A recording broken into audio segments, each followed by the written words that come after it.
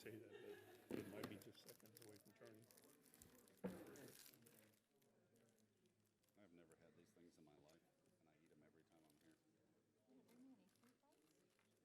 Did you want to ask for a correction? Or you just I'll gonna do it? ask. You ready? Yeah, All go right. ahead, Tova. We'll go ahead and I entertain a motion to come out of executive Nope. act. Before we come out, we need to, Mr. Mayor. Clarify? We need to move a clarification.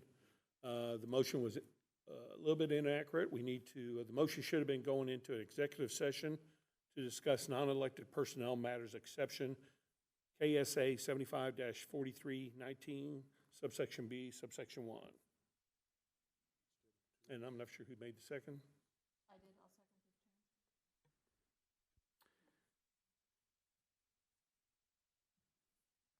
Chair. Now we'll need, well, Want to vote on that? on that. We'll go ahead and, all those in favor of that change? Aye. Opposed? No, she wants me to read based on that. Then we'll entertain coming out of executive session with no action taken, please. I'd entertain a motion to that effect. Yeah, that's my motion, is to change, amend that. We just voted on that. That was concerning the executive session. Now we need a Mr. motion to Mayor, go out. I move that we return from executive session with no action taken. Moved and seconded. All those in favor? Aye. Aye. All the, making the sausage. All right. On to item number 2, which is an ordinance to adopt the Unified Development Ordinance, BSZO 0223. Staff?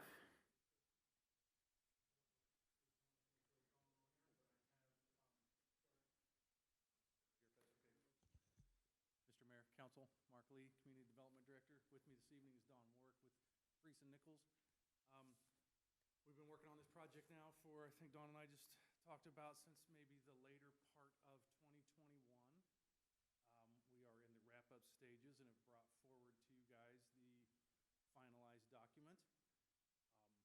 Don does have a presentation or is available for questions if you guys have any. If not, Go right ahead. yeah, I would entertain any, trying to get her up.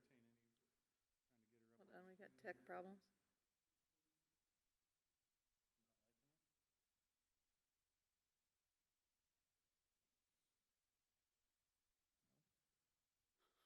Multi-million-dollar city hall.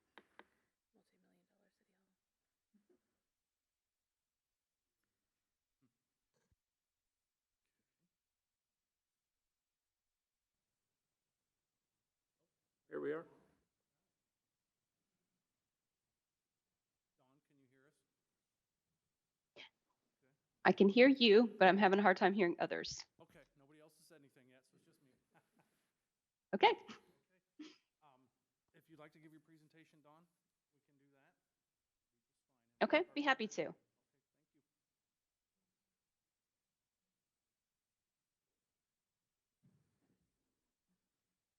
thank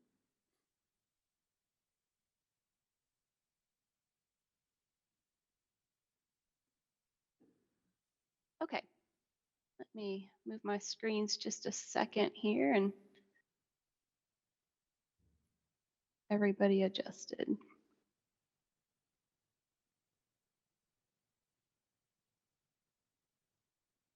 Okay, great. Thank you all so much for inviting me to be with you this evening. I'm pleased to be able to present the final document of the Unified Development Ordinance that Friesen Nichols has been engaged by the City of Bonner Springs to develop. As Mark mentioned, we've been working on this project for a little over 2 years, and I'm not going to spend a tremendous amount of time, but I want to give you a little bit of background on the process. I think most of you have seen at least pieces of this presentation, but this sort of rounds out all of the information and brings us full circle to the end of the development process. We began this project in November of 2021 with a phase 1 code diagnostic, and that was giving us a foundation to ensure that we identified all of the key issues that needed to be addressed in the development of your Unified Development Ordinance. Also reviewing the various policy documents, such as your comprehensive plan, to make sure that we were aligning your regulatory materials with your long-range planning policies. After the diagnostic was complete, we presented that to both Planning Commission and City Council to receive feedback. Staff also reviewed and gave us good feedback on the content of the code diagnostic. And then we moved into the development of the code itself.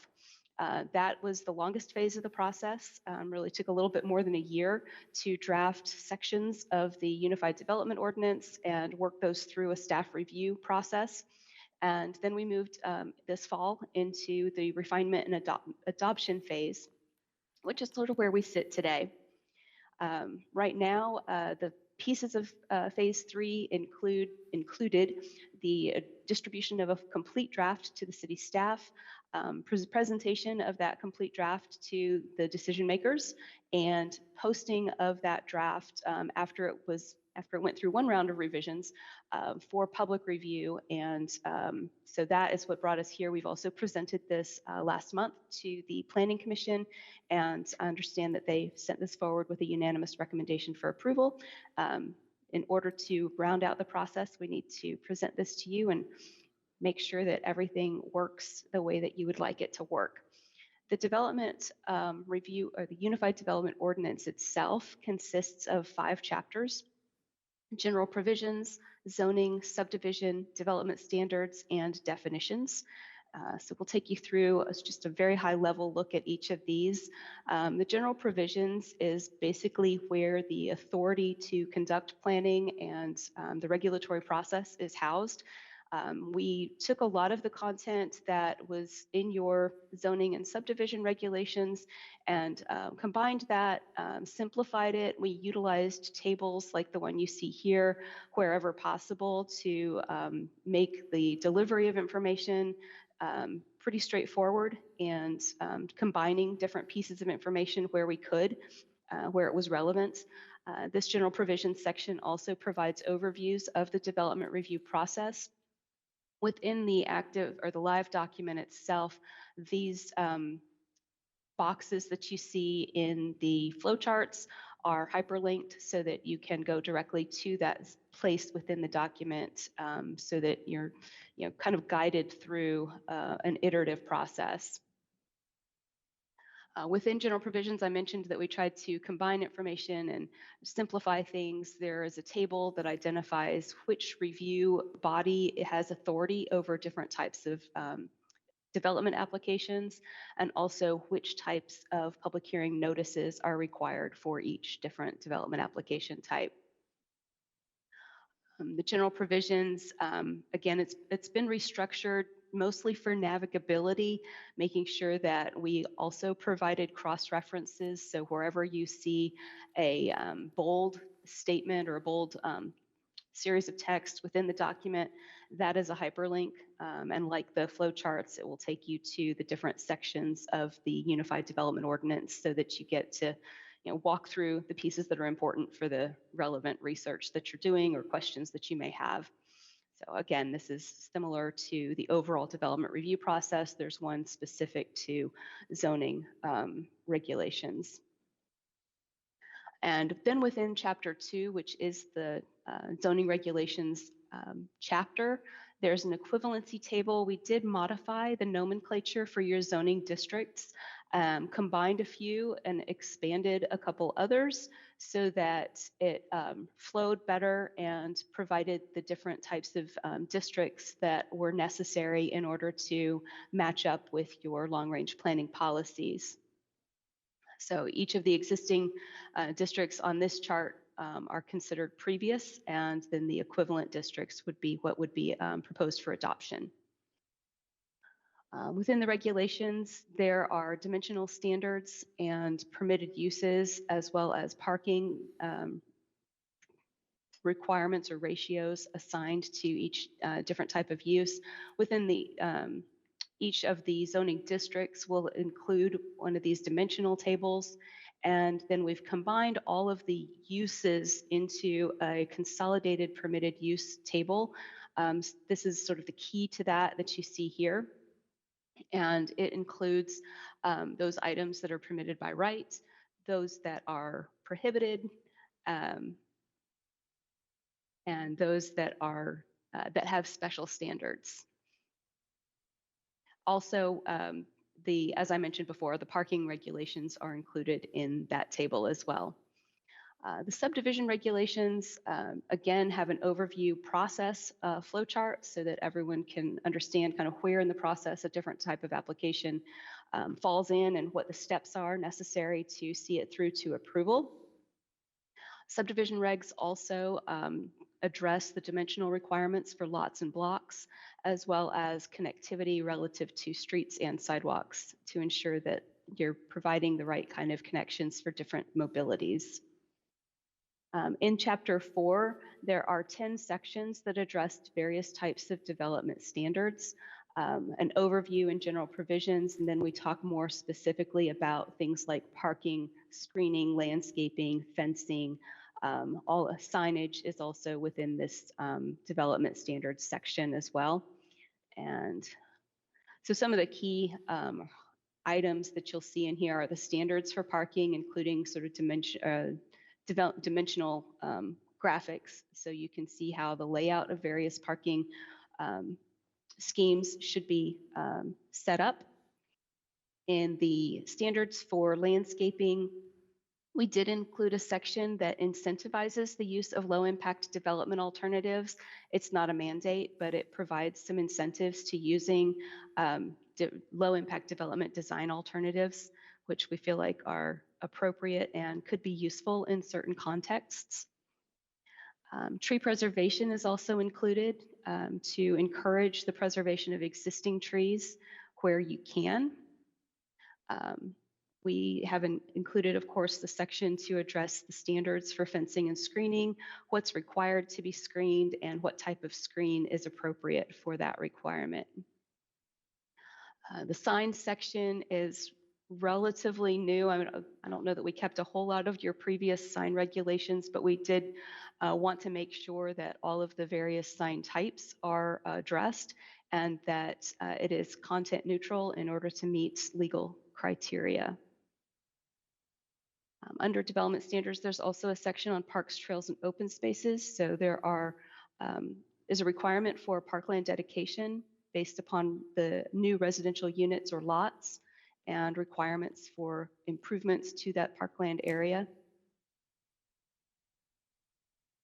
Development standards, you had in your in your comprehensive plan, there was a section that your staff had already incorporated sort of by reference into your zoning ordinance. And so we basically modified that in the extent of, to the extent of moving it into this section where appropriate, making sure that it flowed properly and that we were addressing the standards that the city had already adopted and found appropriate. There is a section on outdoor lighting that addresses the best way, the desired way to screen or provide shielding and downlighting where appropriate, so that you do have lighting that provides for safety and security, particularly for pedestrians, but doesn't provide light pollution in the night sky. There is a section that, of course, addresses stormwater and floodplain. Probably the key updates to this include some buffers around environmentally sensitive areas to provide protection for those and also to prevent erosion and detrimental impacts of increased drainage. Chapter 5 has 2 sections. This is the definitions, and we've divided that into 2 sections where previously it was all combined into one in the zoning code at least. And so you'll have section 5.01, which are general terms that are utilized throughout the document. And then 5.02 are the land use terms. So those are specifically every use that's within your permitted use table is included within that land use definition. So if there's a question, those land uses are also hyperlinked and can jump to the definitions to ensure that what someone's calling something in a development application, for instance, aligns with the definitions in your updated code. And that is the presentation. I mentioned that it's high level, so I'm sure that there are lots of details that we could dig into if you so choose. But I will leave it to you and be happy to answer any questions that you might have. Thank you very much. Any other staff input? Nope, no. Questions or concerns from the citizens before I ask for a motion? Seeing none, I'd entertain a motion. Mr. Mayor, I'll make a motion, I'm sorry, I'll make a motion to approve an ordinance adopting the Unified Development Ordinance and repealing the existing subdivision regulations and zoning ordinances of the city of Bonner Springs, Kansas. Second. So moved by Mr. Shannon and seconded by Mr. Stevens. We've, over the last 2 years, reviewed a lot of this, a little bit at a time, but I'll go ahead and start with questions or concerns from the council down here. Mr. Shannon? I think it's very well done, and I don't have anything to ask. Thank you. Very good. They've covered so much. I like that. Just appreciate the effort. No additional here. Updating lots of the important parts of the city to a more modern and professional manner of doing business. So I appreciate it. Thank you very much. Seeing no other questions, concerns, comments, vote please. Kip? Yes. Wood? Yes. Shannon? Yes. Stevens? Yes. Reeves? Yes. Long? Yes. Gurley? Yes. Motion passes. Very good. On to item number 3, a special use permit for 14110 Minnesota Avenue, SUP 0523 for an outdoor advertising sign. Staff, I figured that was you again. Good evening. Mark Lee, Community Development Director. Have in front of you an ordinance for a special use permit to allow for an outdoor advertising sign / billboard at 14130, nope, sorry, 14110 Minnesota Avenue. Been dealing with a couple addresses up there. They are allowed via special use permit in industrial zoning districts. That is in zoned industrial up there. There is some other caveats that they have to abide by, which are all written into the ordinance. Jim Bay is here with AdTrend if you guys have any questions of him, but the information was provided in your packet. Very good. Thank you. Any other staff input? No. Seeing none. Questions, concerns from the citizens? Seeing none, I'd entertain a motion. Not everybody- Mr. Mayor, I'll make a motion to adopt an ordinance approving the requested special use permit for 14110 Minnesota Avenue via SUP 05-23. Second. So moved by Mrs. Gurley and seconded by Mr. Reeves. And questions, concerns, comments from the council? We'll start down here, Mr. Reeves. Nothing else. Nothing here. No? Seeing none, vote please. Long? Yes. Shannon? Yes. Reeves? Yes. Stevens? Yes. Wood? Yes. Gurley? Yes. Kip? Yes. Motion passes. Very good. Congratulations. How long's it been since the Thank you last all. billboard's gone up in Bonner Springs? So really, there's only one other in town, and it is AdTrends, and we did a special use to allow them a digital side on one side. This will be a regular one, so this will be the second billboard. Well, there's a couple on the interstate, but this is really the second one in Bonner Springs. Very good. Recently, or Yes. that are Right. since the modern way of doing things. Sure. Yeah. Very good. Thank you. All right, thank you. On to item number 4, a bid award for a farmer's market pavilion installation. We're doing that? We're doing that. Okay. Good evening, Mayor and City Council, Justine Spees, Recreation Manager. Before you tonight is the request for making a motion to accept the bid from Sands Construction for the installation of the Farmers Market Pavilion. This was put out to bid late November. We received 2 bids back. The city engineer, Justin, he talked to both of the bidders. There was some concerns about the disparities between the 2 bids themselves, but he is confident that the low bids from Sands, they will be able to do this work without any problems. They're familiar with the Icon shelters, which is the type of shelter that we are receiving. We don't currently have a delivery date, but we will be working very closely with the people who are delivering it and also the proposed installation people to work that out.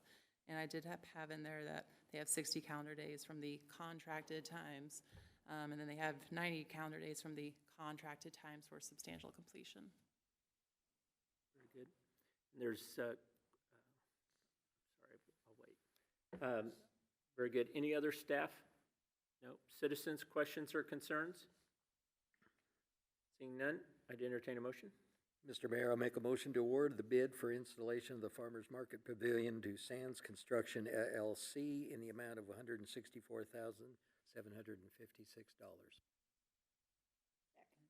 So moved by Mr. Shannon and seconded by Mrs. Woods.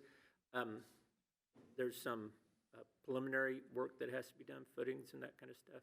Yes, so all that was included in the bid, so it'd be the construction of the footings, assembly of the prefabricated shelter, and then the installation of the electrical system, which will require some trenching and stuff, so. Very good.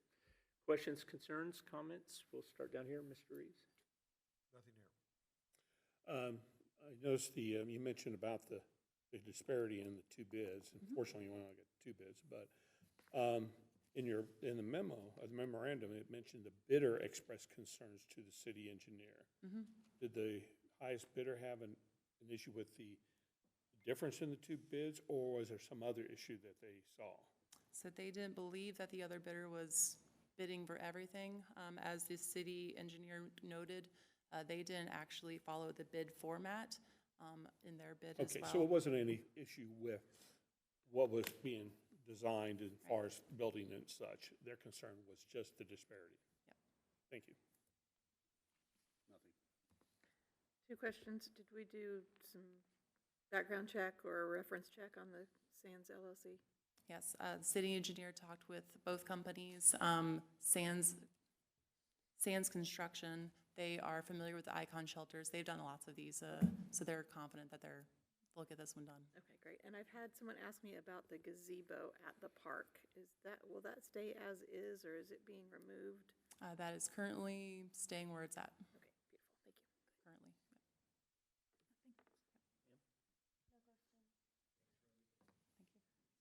No other questions, concerns, comments? Vote, please. Stevens? Yes. Gurley? Yes. Long? Yes. Wood? Yes.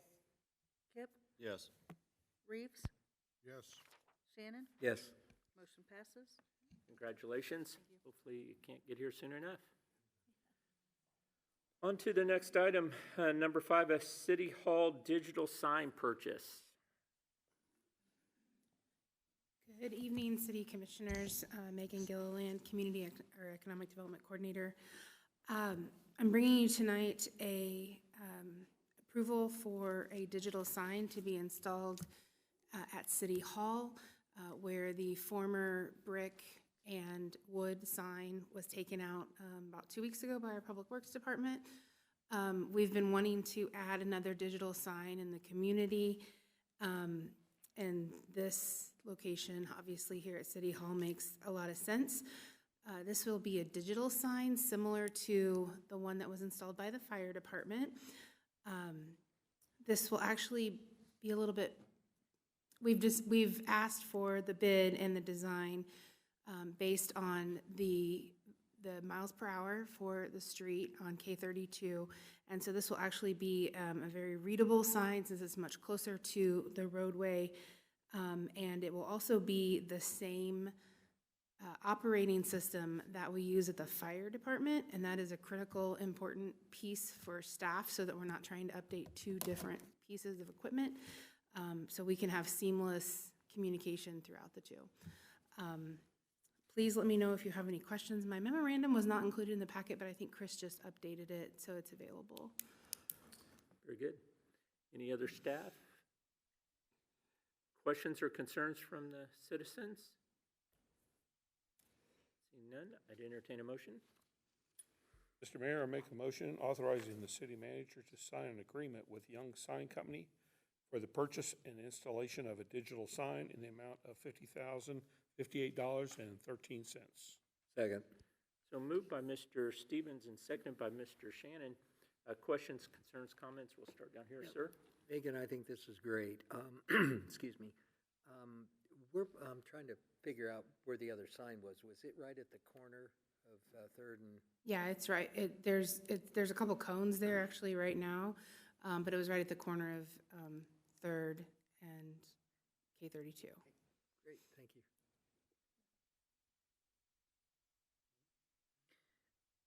Size comparison to what's at the fire department.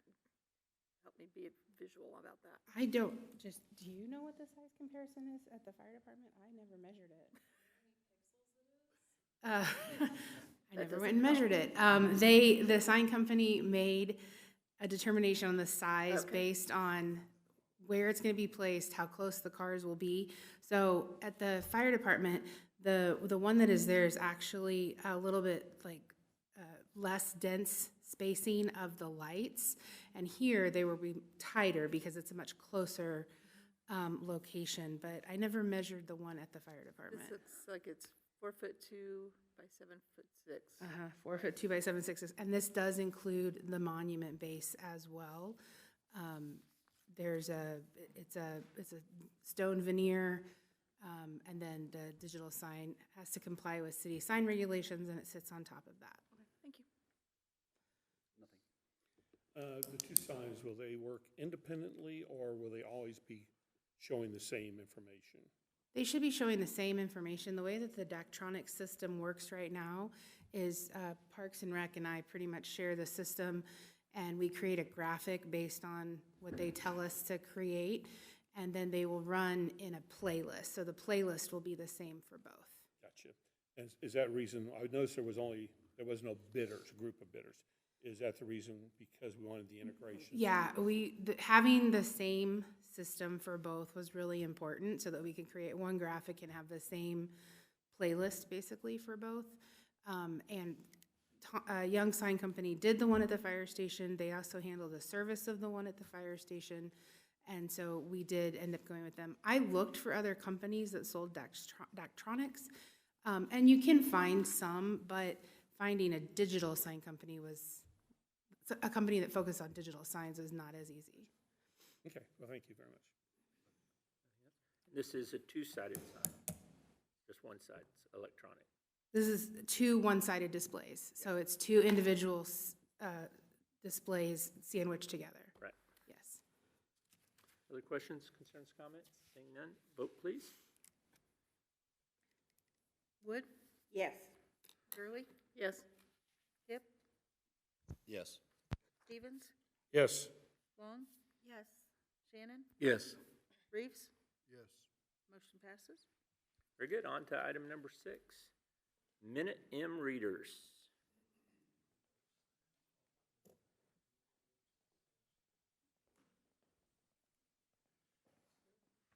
Good evening, Frank Abart, Public Works Director. Those are Minnet. It's pronounced Minnet. Minnet, yes. Not that everybody would know that, but that's okay. I'm before you today asking for us to, I guess, step back and reevaluate how we're reading our water meters. As you know, there's been a fair amount of discomfort over the last 12 months, and essentially we've taken a step back and tried to figure out maybe the best way as a path forward is to go with the current system that we have, only it's a scaled up version of that. Right now we have a Minnet radio system that's in a couple thousand of our meters, and it sends out a limited radio signal, and we have to drive around with a pickup truck and pick up those signals, download it, and then we have to transfer it to the finance department so they can perform a billing. This would be very similar to that, only it's the modern version of it. Brief history, I guess, about 4 years ago, started looking at these because the older ones that are in the ground started to fail. They're still failing. And at that time, it appeared that we could move to this technology using the cellular technology, which that actually works. It's the problem with the vendors to support it that, you know, after 2 strikes now, probably time to go back to what we're actually using in the radio signals. So this system that we're proposing is a modern version of what we have in our system already. and it is upgradable to, I guess, a higher collection system, although it uses radios. It would have that capability. We believe this is probably the best path forward to reach a resolution for many of the issues that we're having at this point. So, in a nutshell, it's about 1/3 the cost of the other system, and that has a lot to do with the age and technology and things like that. So it's not nearly as complicated. So we're talking about a total investment of about $302,000. Again, that's about less than half of what we were committed to in the other system, which we've not spent yet. So we would be requesting to utilize the funds for the previous system that we're kind of backing away from to use for this solution, that we can move forward with this whole thing and bring it to an end. Conclusion, maybe is a better word. Very good. Any other staff? The only thing I'll just mention, we have gone through and installed a little less than 100 of these upgraded endpoints. So those have been working. They've integrated perfectly fine. So again, this is something that we've piloted. They have been working. This would just take us to the next step, which is to get the ones that we know are not being, or we're actually physically having to read. That'd be priority number one. And then moving on as we update meters to install the same reading technology. Very good. Other staff? Citizens, questions or concerns? Seeing none, I'd entertain a motion. Mr. Mayor, I'll make a motion authorizing the Public Works Department to proceed with the expansion and upgrade of the Minet M unit for the water meter reading system. Second. So moved by Mrs. Gurley and seconded by Mr. Shannon. We'll start right here with Mrs. Woods. Do you have any questions, concerns? I hope this takes care of the whole issue. 'Cause, yeah, it sounds like it will. Thank you for. Can we get them? I'm pretty sure we can. It's technology that's readily available. So And once we have them, how long will it take to install? they install very quickly. So, you know, I'm hoping between now and June or July, we'll have them installed and up and functioning. So we'll still be manually reading for the next few months? no, we're going to do those first. So the manual reads will be completed, I'm hoping, in less than 60 days. I think a clarification, you're talking about between now and June is for every meter. All of them. Okay. All 3,000, That's why I caught on 3,100. that, but I'm Did my sorry. brain hiccup? Yeah. Sorry. I misunderstood. That's okay. And then what's the lifespan of these? Are we going to be tied into keeping them for 20 years before we can look at catching up to the technology again? They're going to be a good 10 to 15 years in service life on these, so. Is that going to put us way behind on tech, or will we just step into whatever is new and better at that time? I think probably in 5 years, you're going to see what we were trying to work in here. But, hey, that gives them another 5 years to work the bugs out, somebody else. Well, and maybe to clarify too, is we are able to install towers ourselves, so radio communication towers that would actually be able to pick this up similar to a cell phone tower. We have to do a propagation study is what that's called, which is being updated right now. And basically those would act as repeater radio towers that are able just to get installed throughout the community. But that's something that, again, takes a little bit more time, with the emphasis now just being able to read them without having to physically go and open a lid and all of that. But there is some potential. It's just not as cellular. It would be radio, and there's a little bit more investment because we'd have to build the towers ourselves. And aren't those relatively innocuous antennas that can be put on existing light poles and those type of apparatus? They're already in the community. It just looks like a fancy antenna on one of those that would relay it to. Yeah, So so that's the propagation study to kind of look at the topography and all of that to determine where those would need to be based off of the reeds, so. This vendor has offered to perform that propagation study at no cost to the city. And back in 2019 or 2020, I think it was, we performed a similar propagation study. At that time, you were talking about 14 or 15 antennas throughout the city, and so we were looking for another option. That's where the cellular option came up. This vendor says technology has changed for the better. We shouldn't have that many antennas, but we'll see. That'd be the next step in this process. Very good. Thank you. As soon as you get those ones replaced that need to be replaced, Yes. how soon after that will we go back into the process of installing the new water meters themselves? That will be pretty immediate because we will install this reading system when we install those meters. So, And question of staff is, when we go and start doing the new meters, start replacing them again, I know it wasn't the main cause by any means, but it did contribute. Would we be smart to notify those customers ahead of time that your water meter is going to be replaced within this window, and be aware you may have a little bit of billing difference than maybe what you saw in the past? Just alert them. Yeah, yes. I'm not sure we can break it out specifically by each section. That's something I'd have to talk with Tilly and Frank about how that actually kind of works on an individual basis. Or it may But we just have to be certainly do the community-wide. blanket communications and make sure everybody knows that that's restarting. Yep. Okay. And then is there any value to put out energies by the staff to try to collect any money back from those vendors that have decided to close their doors?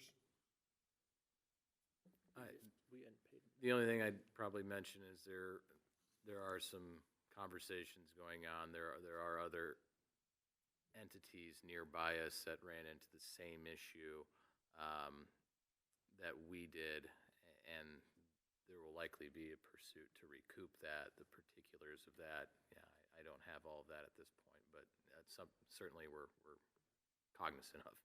Yeah, appreciate that. Thank you. Thanks, staff. And they're in for quite a bit more than what we were, yes. yeah. And right now, we have 80 units in the ground. They're solar read type units, and those will still work.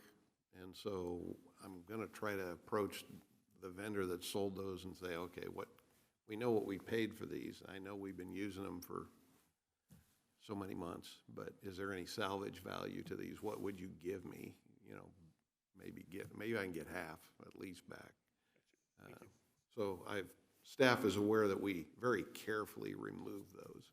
We don't just throw them in the back of the truck because we want to use them for salvage. Thank you, Frank. Will individuals be able to check their meter reading with their cell phones or something like this? I don't believe that exists with this type of system. So they still have to go out and look in the ground? Yes. I don't know if we read to a central reading system, maybe later, but I doubt it with this current system. This is essentially what we're doing right now with 2,000 of the meters. Okay. Frank, has the dust cleared at all from a few weeks ago or months ago, or is it? Well, yeah, I'd say maybe it's settled a little bit, but. Good. So you can get back in your office now and no, I'm just kidding you. Thanks for all you do, Frank. Any other questions, concerns, comments concerning the meter reading? Seeing none, vote please. Wood? Yes. Gurley? Yes. Long? Yes. Shannon? Yes. Reeves? Yes. Stevens? Yes. Kip? Yes. Motion passes. Thank you. Very good. On to item number 7, which is a favorite of mine, being my last meeting. The ordinance to provide for compensation of the city council and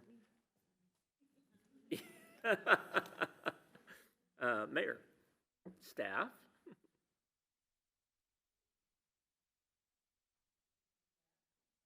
Yeah, I think what happened is this got out of order on this sheet here. Oh. I got it on mine. Well, it is on here that way, but you posted agenda number 7 is actually, Sorry, I didn't get it copied correctly to the PowerPoint, so, Chris Brake, City Clerk, we, over the last year, have, reached out to multiple, neighboring cities, that are of the cities of the second class, same size that we are, and asked for feedback on their council and mayor rates, and found that we are very much on the low side. We budgeted for an increase in the 2024 budget, and that is what is in front of you in the council agenda, is the increase.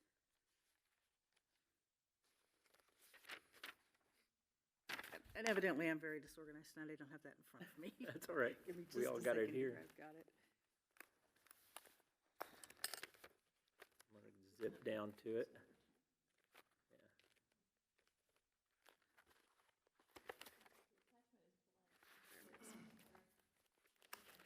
Sorry.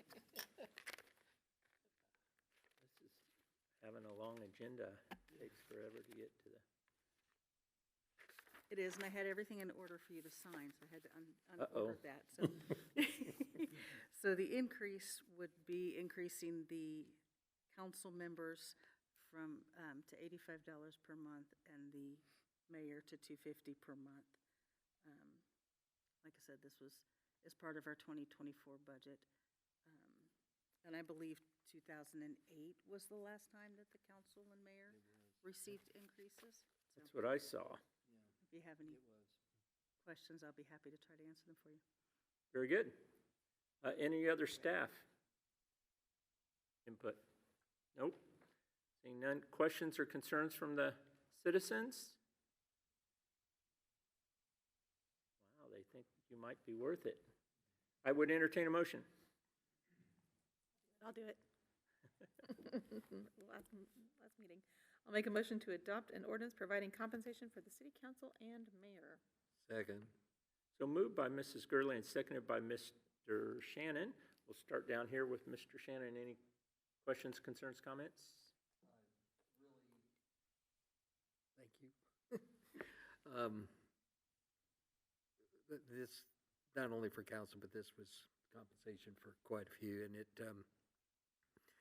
you're right, it was 2008, so appreciate the staff and everybody looking at it and wanting to bring our city up to date on everything, so thank you. Very good. No questions. Sam?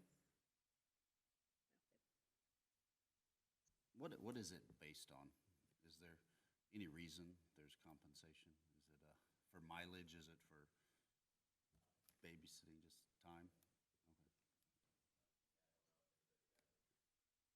I didn't know if there was a formula or where they came up with the random minute amount. It started at next to nothing and went up a little bit. Sure.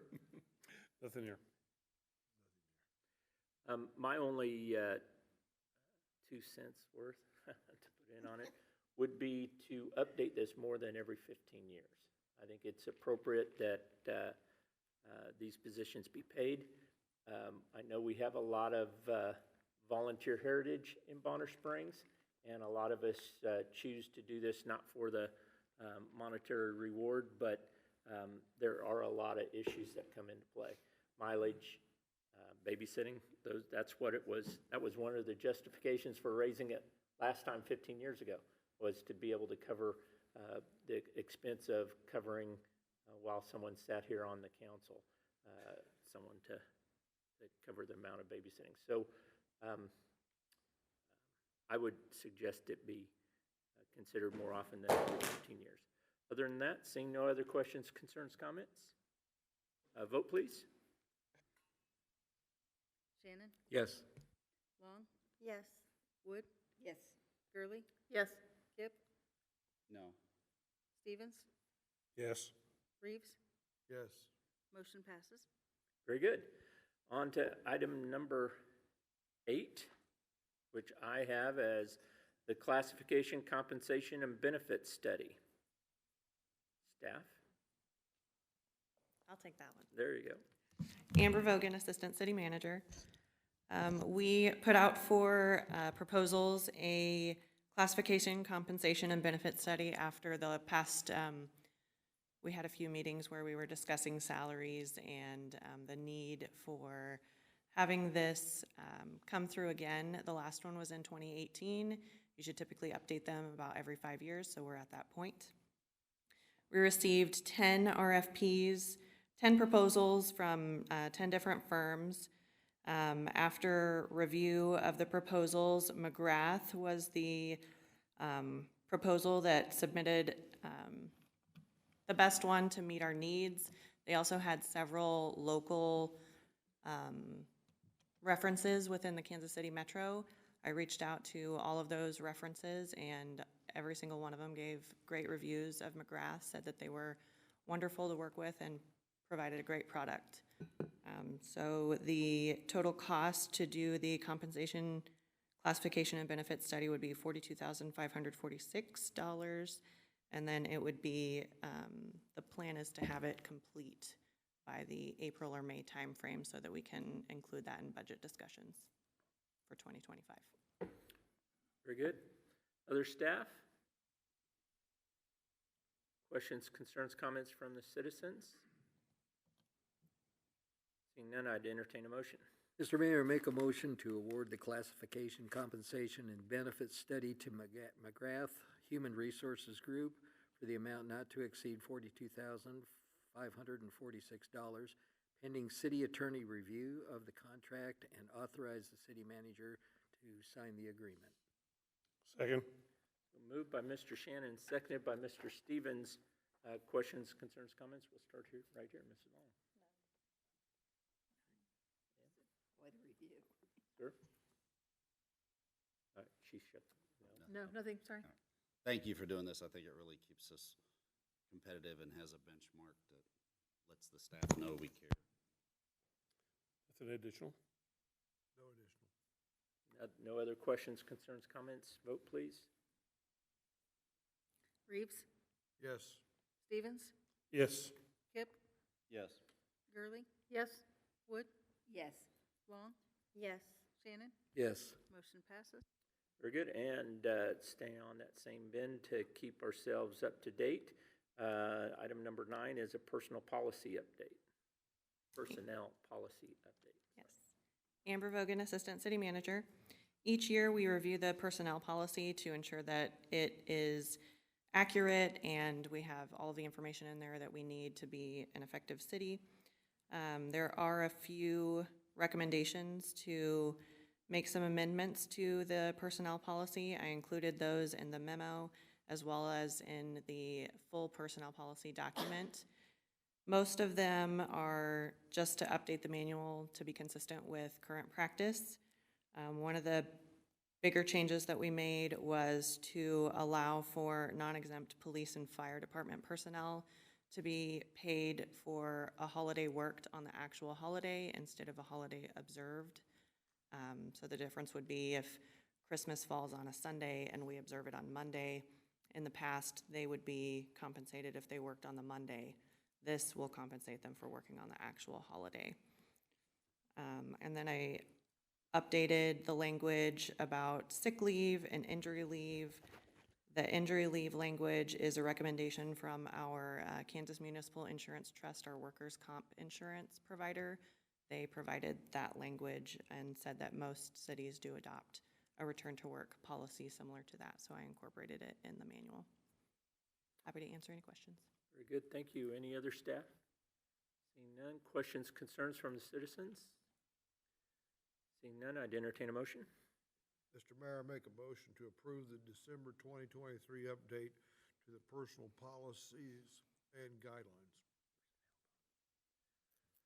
Second. So moved by Mr. Reeves and seconded by Mr. Shannon. We'll start down here. Mr. No Reeves. additional. You know how we have the English professor down here, so I'm the computer guy. So I'm trying to understand the logic on the definitions of G and H for the exempt and non-exempt.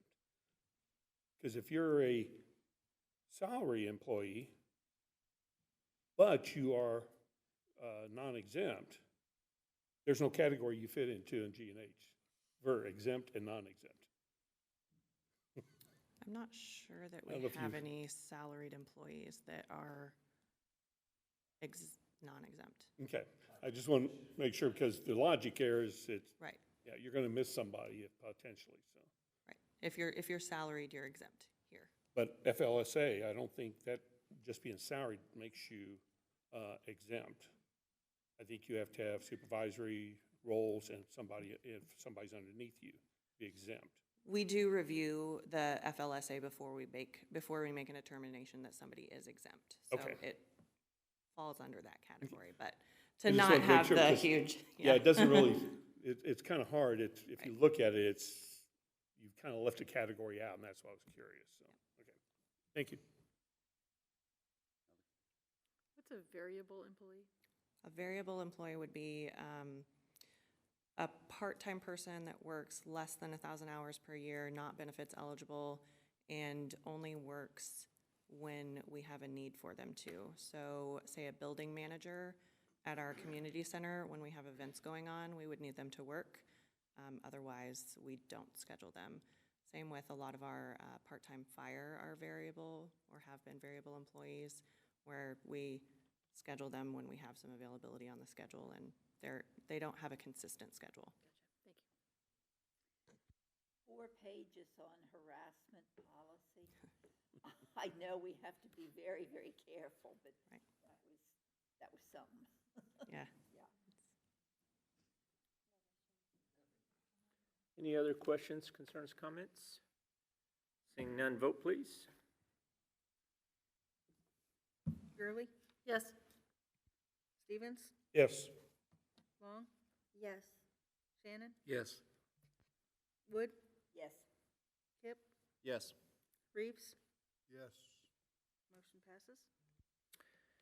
On to number 10, which I have as a resolution to approve city fee updates for 2024.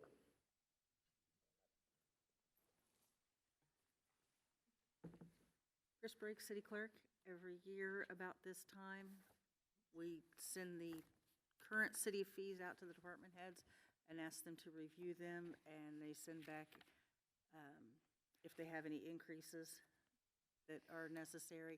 Those fees were included in the agenda for you all to look at with the current fee and the proposed 2024 fee. If you all approve this item, the new fees will take effect January 1st of 2024. Lots of fees.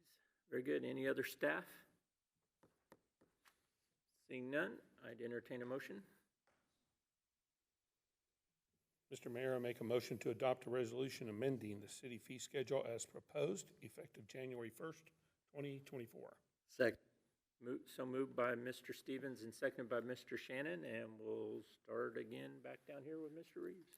Nothing there. I just have one question, Ms. Spees.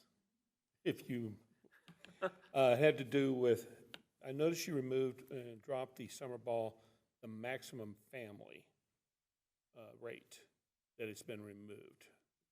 Because I know at one point in time, we would do that for our larger families to make sure that all the kids could participate in sports. There was a maximum fee amount. But I know that's getting removed. I know I apologize, it's almost to the very bottom. I think I see it.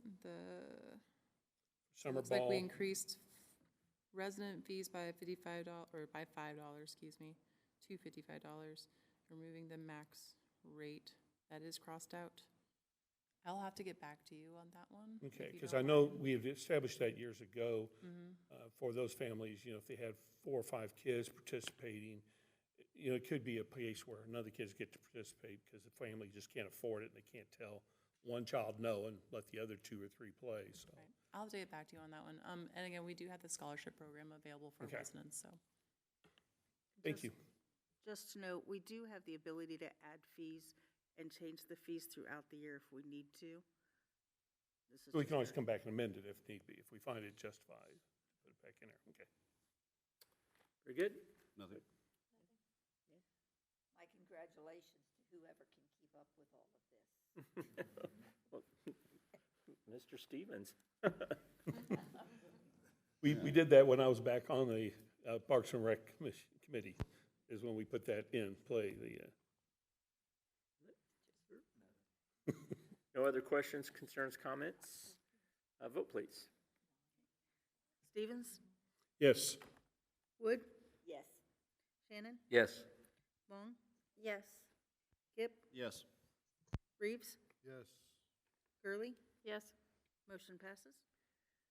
And I have item number 7 or 11, whichever you want to number it, the 120 Society LLC funding agreement. Staff?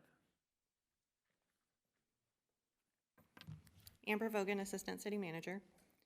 This agreement is with the developers at 120 Oak Street for the apartment project where Thriftway used to be. This is so that we can continue negotiations and discussions regarding their reinvestment housing incentive district, the RHID incentive. So this funding agreement just would pay for the city's expenses for bond counsel or attorney fees related to those discussions. And the developer has signed the agreement and paid the initial deposit. Very good. Any other staff? No. I'd entertain a motion. Mr. Mayor, I make a motion to approve the funding agreement with the 120 Society LLC and authorize the city manager to sign the agreement. A second. So moved by Mr. Shannon and seconded by Mrs. Gurley. We'll start down here with Mr. Shannon. Amber, I think you answered the question that I had was, this is not a cost to, this is not our cost, this is a reimbursement for time or whatever is necessary. Right, we hold the initial deposit amount in a separate account and keep track of it as the bond counsel bills us, or if there's any publications that we need to do or anything like that, and we deduct it from that account. And if it gets too low, then we request an amendment and another deposit, Okay. so. Great, thank you.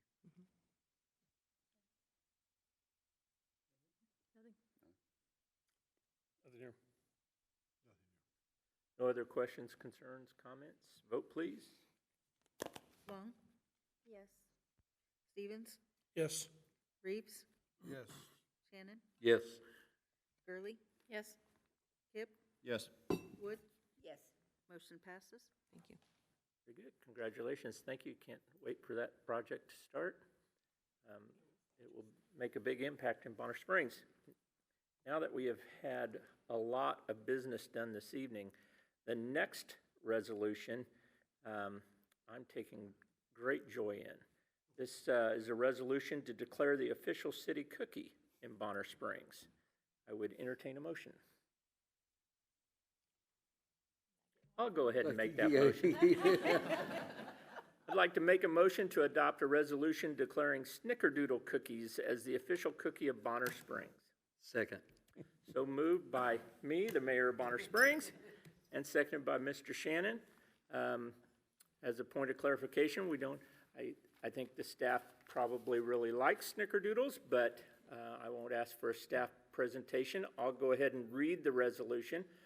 Whereas the city of Bonner Springs, Kansas values the contributions of our residents, and whereas Jeff Harrington, outgoing mayor, has served the community of Bonner Springs for more than 25 years on various boards and commissions as a council member and then as mayor, and whereas Jeff's preference for Snickerdoodle cookies is known by his family and friends, and whereas in appreciation for Jeff Harrington's many years of service to Bonner Springs, now therefore be it resolved by the governing body of the city of Bonner Springs, Kansas, that Snickerdoodle cookies will be considered the official cookie of the city of Bonner Springs.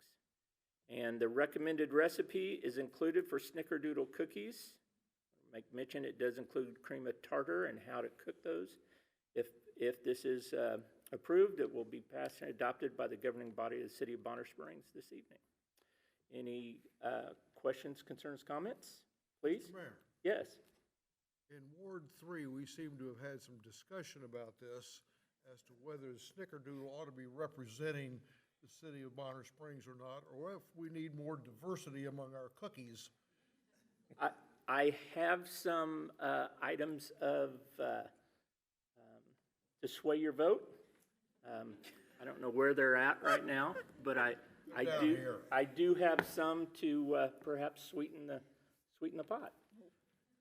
And along with this, after speaking to some residents about this situation, they recognize that, you know, snickerdoodle cookies do exist, they do have a place, but however, other cookies might want to be in there also. But nonetheless, because of your service to the city of Bonner Springs is much appreciated by Ward 3, they have allowed me to go ahead and vote in a positive fashion for this resolution. I appreciate that, sir. Thank you. Other concerns? I would just add that, you know, there's sometimes the ingredients may not be available should we have a cookie pro tem. Team chocolate chip. Anything with a raisin.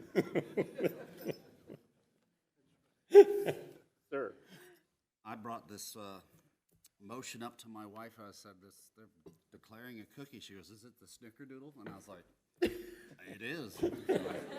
It must be a Yes. Bonner My Springs. husband is a fan, but we are a Unanimous. house divided. I knew I liked her. Your house divided. You're on our side or not? Oh, chocolate chip, but my husband loves a good snickerdoodle. Huh?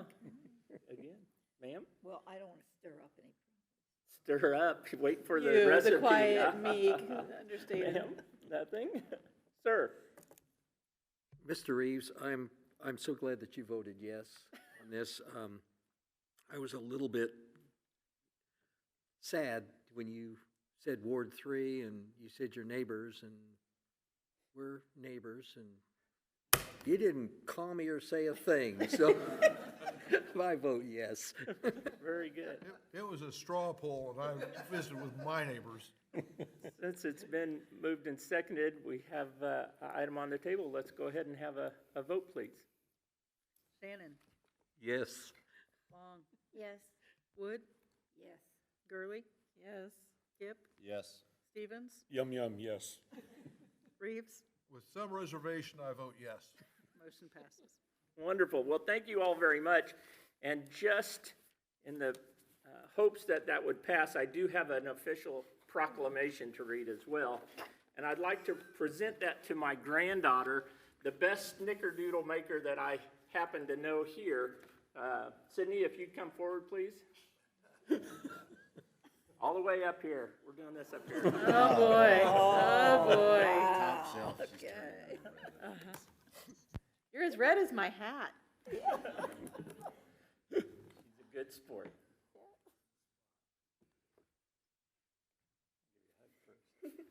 Whereas the city of Bonner Springs values its citizens and their health and happiness, and whereas brain function is linked to important activities such as thinking, remembering, and learning, and whereas the brain is our most energy-demanding organ, using 1/2 of all the sugar in the body, and whereas dopamine is a chemical that our brains release when we experience positive events, it can help increase one's mood and lower one's stress level. It can help with movement, motivation, and attention. And whereas foods such as dairy products, eggs, and sugar help provide nutrients and energy necessary for our bodies to expend energy and release dopamine, and whereas according to Time magazine, some studies suggest that having dessert every once in a while can be a useful tool for eating more healthfully, and whereas snickerdoodle cookies can be eaten at home or on the go with family and friends or alone, they are truly a versatile source of energy and good feelings. Now, therefore, I, Jeff Harrington, Mayor of the City of Bonner Springs, Kansas, do hereby proclaim December 18th, 2023 as Snickerdoodle Cookie Day in the City of Bonner Springs, Kansas. Congratulations.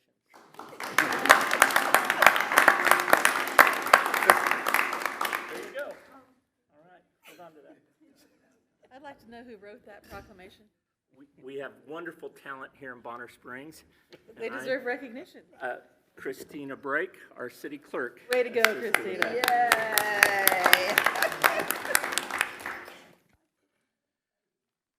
Well, thank you all. I appreciate that greatly. It's near and dear to my heart and to Sydney's. So, moving along, that concludes our business here for the city council meeting this evening, and we'll move right along to the reports. And I've asked that I could say my report first. Since our last meeting, I've had an opportunity to really enjoy being mayor of Bonner Springs. We had the mayor's tree lighting, which I'd like to thank the city of Bonner Springs and the Public Works Department for going above and beyond, and Parks and Rec for going above and beyond in decorating our city park and the mayor's Christmas tree. The caboose, it looks better than I think it ever has, so it's something that the whole community is proud of, and it brings a lot of warmth to our city. Also had the opportunity to go as well as take Mayor-elect Stevens with me to the Unified Government State of the Government speech by Mayor Gardner, and that was very well received. The Unified Government is in a very tough situation financially, and those concerns are on top of mind for the current county administration. So we continue to make our small portion of that, of Bonner Springs, known, and hope that we're not being more impacted than the benefit we receive. So that's our involvement with the Unified Government, and I'm sure that will continue long after my days. Also had an opportunity to attend the Wyandotte Johnson County Mayor's Council holiday gathering with Mayor-elect Stevens, and were received very well. We, as well as a lot of the staff here at Bonner Springs, we coordinate well with all the different elected bodies in both Wyandotte and Johnson County. So the main purpose of that group is to help function as a cohesive unit when necessary, and I'm sure we'll continue to be recognized in that manner in the future. Also attended another meeting of the Wyandotte Economic Development Council in Kansas City, Kansas, which I've served on the board of for the last 10 years. This group does more behind the scenes than most any of us know. Bonner Springs has an economic development program as well, and we need to.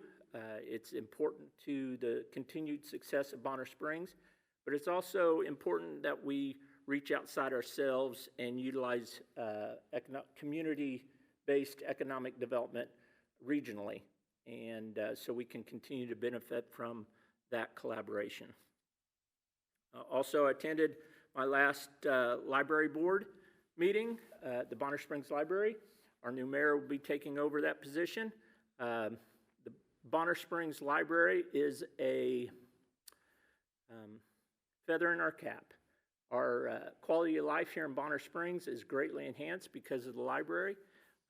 I don't think it's utilized near as much as what the community could benefit from, and hope everyone will continue to support the Bonner Springs Library and utilize its services. They have a lot going on up there.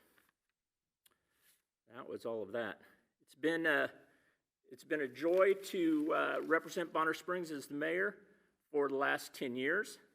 When I was elected mayor, Obama was the president in Bonner Springs. That's been quite a while ago. Stamps were only 46 cents, and Ironman 3 had just come out.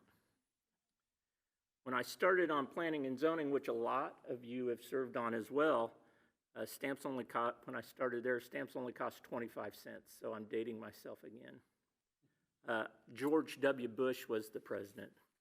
So we've survived a lot of things, a lot of good and bad over the years in Bonner Springs. We didn't have any tornadoes, but we did suffer from straight line winds that partially blew the roof of the city hall off, among other things. Forced the roof failures of that building, as well as a few other roof failures across the community and the police station. But we're very good. Bonner Springs utilizes Plan B pretty well. And with the police station cohabitating at the fire department for years, and the city council city functions able to move into the community center, we survived. It was a little bit different than sitting up here this high above the rest of the people at a city council meeting when we were meeting at folding tables, but you do what you have to do. The good that's happened, and also the pandemic. The pandemic has changed the way government functioned. It forced us to be more technologically savvy, and I think Bonner Springs responded very well. We evaluated the situation and upped our security on our technology, so we wouldn't have been fallen prey to problems like our surrounding communities did. Some of the good things that have happened, the city hall, the police station, the soft water plant, as well as the new center park and the dog park. Is it 10 years old? Oh, it's real close. I'll take it. I'll throw it out there as something new. And then a lot of commercial development over the last 10 years too. That's been very important to me over my tenure, that we support community development, both for our residents and the surrounding area. We enjoy a positive commercial draw in Bonner Springs, and more people come to our community to enjoy the different commercial opportunities that there are, as well as their entertainment in Bonner Springs. We have more entertainment in Bonner Springs options than a lot of communities in our whole region. We have Azura, Sandstone, it'll always be Sandstone, but Azura, with the new Country Stampede coming to Bonner Springs, which formerly has been out west at a town where there's a big school out farther. Awesome school. As well as Topeka here for the last few years. But if we can survive the Grateful Dead, we can survive the Country Stampede. So I'm sure we'll be able to work our way through that. And then the Ag Hall, the Wyandotte County Museum, Zip KC, as well as Sunflower. These are things that I'll continue to enjoy, and I challenge everyone else to bring friends and family to enjoy those as well. Some of the exciting parts of the commercial development, Wilkerson's Crane, with their big Christmas tree out west of town, that's becoming a community standard. People are recognizing that from all over this area, and will drive just so they can see that. As well as, of course, the big things like Old Dominion and Starbucks. We only have one Starbucks so far, but the rumor has it that they left the Country Club Plaza to come to Bonner Springs. So far, that's what it appears. Then new restaurants, the Glass Cat and Range 23. These are up-and-coming concerns that really round out our whole community, and it's great to be a part of. The ultra-famous things that we've had happen in Bonner Springs, like the City Band concert, and also Patrick Mahomes' TV commercial, continue to make Bonner Springs part of the Kansas City map. So I'm very appreciative, and thank you all so much for doing all the hard work. All I have to do is sit here and lead by example and coordinate everything. The city staff makes it all happen, and all of the city council are the ones who get, rightfully so, all the credit. You are the backbone of our community, and I appreciate all that you've done and continue to do. So keep up the good work. I'll be watching from those seats. Thank you. Other reports? Staff? City manager? All done. I know what I was thinking too. I was third on the list and was city council next, but I'll take that. No, the only thing I would mention is, as a apolitical bureaucrat, this is an opportunity for me to take a little bit of an opinion, and I can say that as far as cookies are concerned, Snickerdoodles are in fact my favorite. So Beyond that, just happy holidays and Happy New Year to everybody. City Council reports. We'll start down here. Mr. Shannon.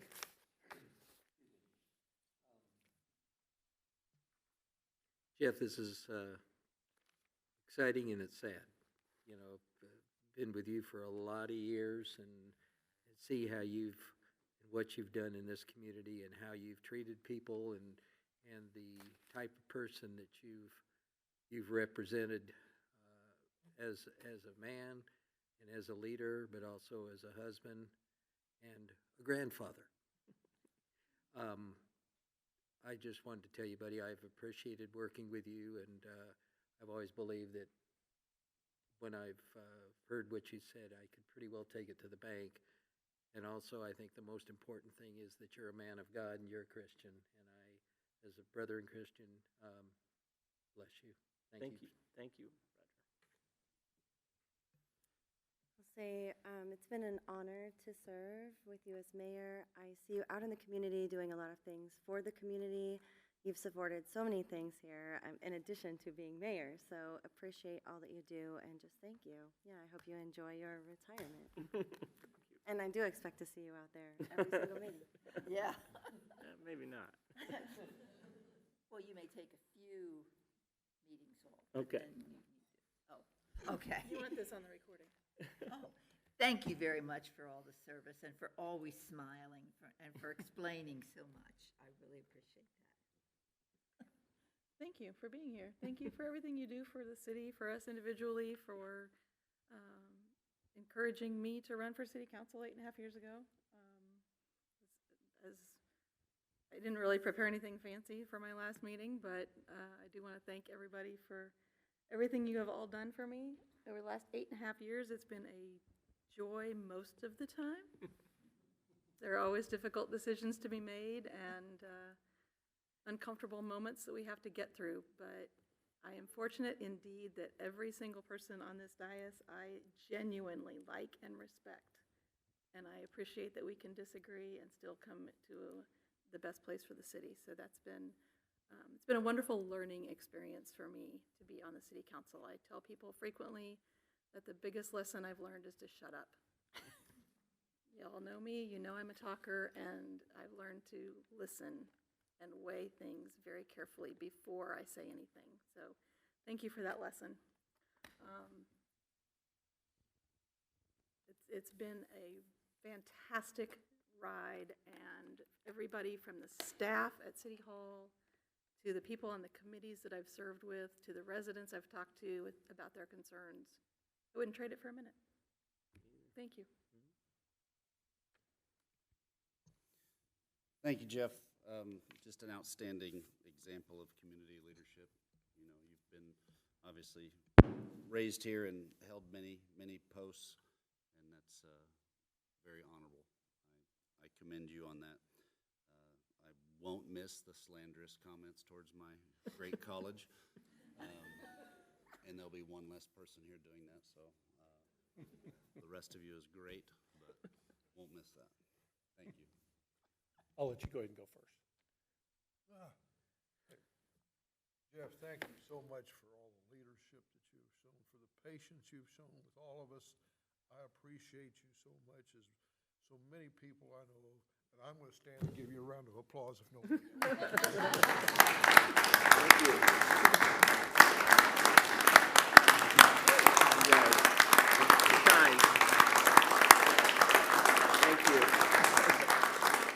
Too kind. Thank you very much. Now, I actually do have a couple things of business, then I'll get to a third thing. One of them is, week before last, had an opportunity, along with Ms. Woods, to serve on the senior boards for the early grads. And I've done that for several years, I know, as she has done, and it's an enjoyable experience, and it's also a way to give back to the community. They are always looking for community members to volunteer, so I'm putting it out there right now. There'll be plenty of opportunities to serve on those in the spring for the graduating class of 2024. So I would encourage you to reach out, if you've never done it before, reach out to Ms. Nancy Baker and give her your name, and she can set you up to possibly be one of the member judges, a community member judge. Secondly, we come into a time of the year where we sit here and we enjoy ourselves, and we're all looking forward to a lot of great times. There are a lot of members of our community that struggle with this time of year. And I was wondering if the staff could, in conjunction with Wyandotte County Health Department, over the next week or two, put out some social media posts constantly giving information where people can get help and seek help if they need it. It's a tough time for a lot of people. Then finally, comes to it's an interesting time. It's kind of like I'm going to borrow a lyric from the Semisonic song, Closing Time. Every new beginning comes from some other beginning's end. So here in January, I will be taking the helm and look forward to the challenges of being the mayor, but with a certain amount of, with a certain amount of melancholy that I'm vacating, of course, ending my term as a city council member. 16 and a half years now I've served. I've enjoyed the time I have done this and served the community, and I'm honored and grateful to the residents of Ward 2 who have continuously put me back up here. So I'm not looking forward to moving away from representing them, but I am looking forward to being the mayor. Just as everybody else says, I've served under two mayors after 16 and a half years, and that was Mayor Clonsy Smith and Mayor Jeff Harrington. And both of them were shining examples of what leadership should be. And I just hope I can kind of come close to comparing to what they've been. So thank you very much. Thank you. And we're adjourned.